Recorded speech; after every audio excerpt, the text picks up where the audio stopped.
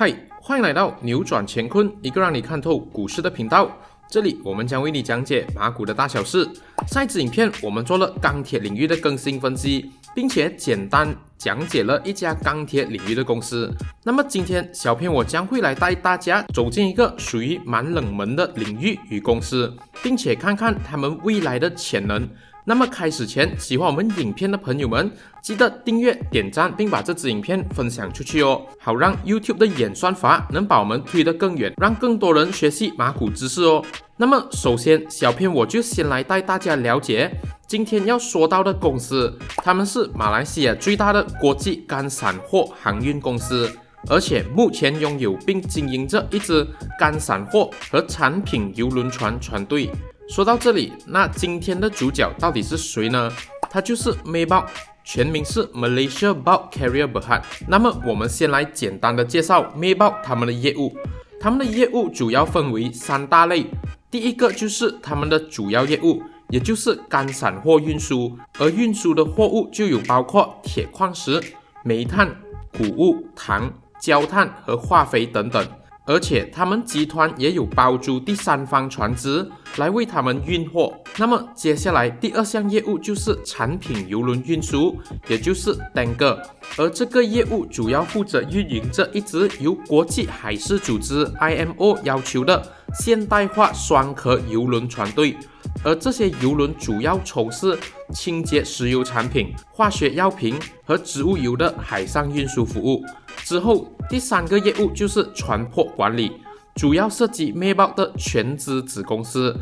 PSM Perkapalan Sdn Bhd 进行海上作业、船舶技术管理和船舶补给。那么在进入他们的业绩之前，小片我先来打个小广告，那就是扭转乾坤在5月1日举办的天机第一集企业活动线上探讨会哦。我们主要将会来探讨 Private Placement 背后的神奇操作和上市公司是怎样玩转 Private Placement 这项企业活动的哦。如果要了解他们背后的玄机或有兴趣的朋友们，可以到 Telegram 私讯小片报名哦。那么回到正题，我们来看看他们这几年的业绩表现。首先我们看到 Maybulk 的业绩自2015年来只有2018年是全年盈利，其余的年份都处于亏损，这也包括了2020年。我们可以清楚的看到，其实他们的收入和盈利在近几个季度都属于非常不稳定。现在小片我就来带大家看看他们盈利主要大起大落的季度。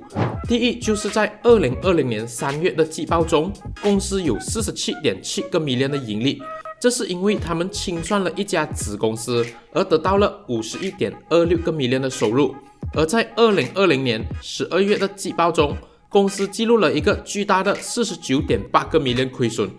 这则是因为管理层在这个季度计算了船舶的减值损失 impairment loss， 而损失价值为 55.78 个 million。所以我们必须清楚明白为什么一家公司会有超高盈利或亏损，而他们是不是属于一次性的。但是在这样严重的亏损下，为什么 Maybulk 还能继续营业呢？这里我们就来看他们的 operating cash flow。 尽管 Maybulk 在2019年到2020年都是亏钱的，但是他们近2年的 operating cash flow 是为正值的，也就是说其实 Maybulk 的业务是有为公司带来现金流的。但是亏钱的原因都来自哪里呢？这里我们就来看到，其实公司的亏损大多数是因为 depreciation 和 impairment loss 导致的。在2020年 depreciation 和 impairment loss 一共加起来就高达146个 million， 因此当这些都加回到 cash flow statement 时，公司其实现金并没有萎缩那么多，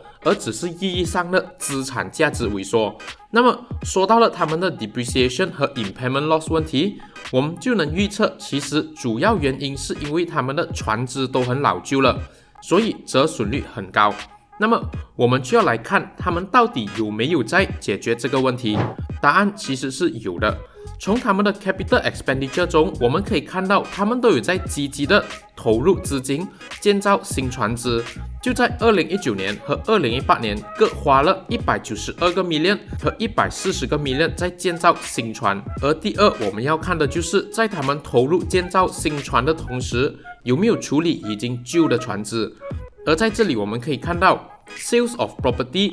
Plant and Equipment 其实每年都有一个大概80 million 的增值，所以我们可以判断这些都是他们把旧的船卖掉得来的现金。所以看了他们平平无奇的业绩后，其实不难发现 Maybach 背后似乎在以除旧迎新，等待机会重新出发的目标发展。那么这个机会会不会到来呢？这里我们就得更深入了解干散货船运这个行业了。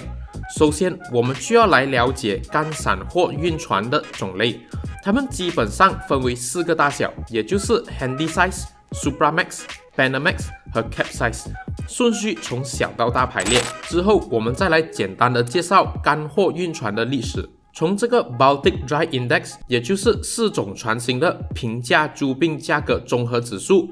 我们可以看到从2000年到2010年都是属于这个行业的黄金时代，因为当时全球进入了快速发展期，而大众商品的价格也受到了刺激，从而带动了船运的蓬勃发展。因此在2005年至2008年，船舶的租赁费用 charter rate 更是水涨船高。那么我们现在再回到来看，当时 Maybach 的股价也跟着 charter rate 一起暴涨，并与 BDI 同时在2008年达到了顶峰。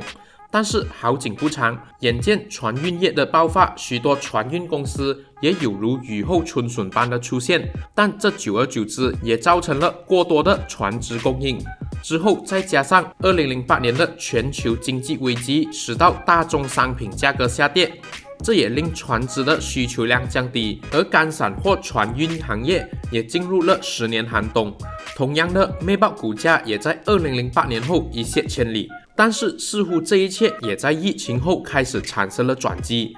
就在2020年，疫情爆发影响了上半年的干散货市场，使到一些 Handysize 和 Supramax 船型指数降至50年来最低的第2季度平均水平。但是转机却在2020年5月开始有着显著的改善，并一直持续到了2021年。那么在2021年 Handysize 和 Supramax 的每日租价 charter rate 甚至创出了近10年来的新高。那么今天小片我就卖个关子，剩下关于干散货船的前景、Maybach 被这一次的影响和需要注意的利空事项与股东分析，就留到下一支影片才为大家揭晓哦。如果要看下一集的朋友们，请为影片点赞，并在留言区打上 MMM 哦。那么你们觉得 Maybach 下个季度会否转亏为盈呢？欢迎大家在留言区踊跃分享你们的高见哦。下期更精彩，请敬请期待。谢谢大家的收看。